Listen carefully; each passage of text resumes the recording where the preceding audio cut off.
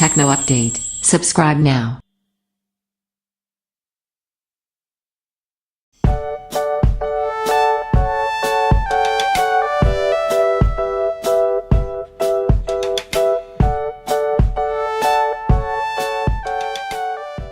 HTC One M8 review.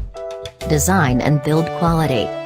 It certainly still makes a striking first impression, and the One M8 is one of the few Android phones that can truly compete with Apple in terms of design. The M8 is almost 90% metal, with a few slivers of plastic left only being used to ensure the best possible reception for the internal antennae. The curved back fits your hand comfortably, and the brushed metal finish on our metal gray review unit glints in the light, making no mistake that the phone is made from metal rather than plastic. Display. The HTC One M8 is slightly larger than the original HTC One, to make room for the bigger 5-in LCD display.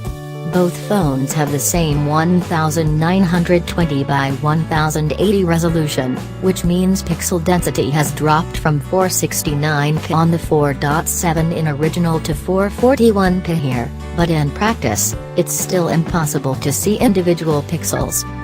The M8 looks incredibly sharp, even the tiniest of fonts are still legible and images are incredibly detailed. Image quality is fantastic, with natural colors and pure bright whites, along with impressively deep blacks for an LCD panel.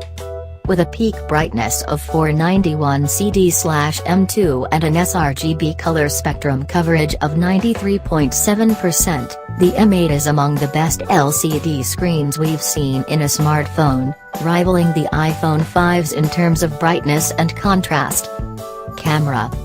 It's at the back where you'll find the biggest change though. The duo camera is such an important feature that it almost deserves a review in itself.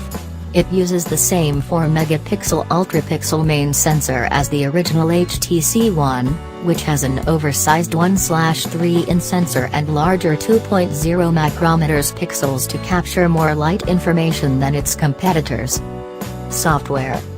Note: the One M8 can now be freely upgraded to Android v6.0 Marshmallow. The HTC One M8 is now available with Android 5 Lollipop after the firm speedily released updates to its HTC Sense Android skin. Those already familiar with the features of Android 5 will be pleased to know that most of Google's additions have made it past HTC's developers and work largely as they would have on a vanilla install of Android 5.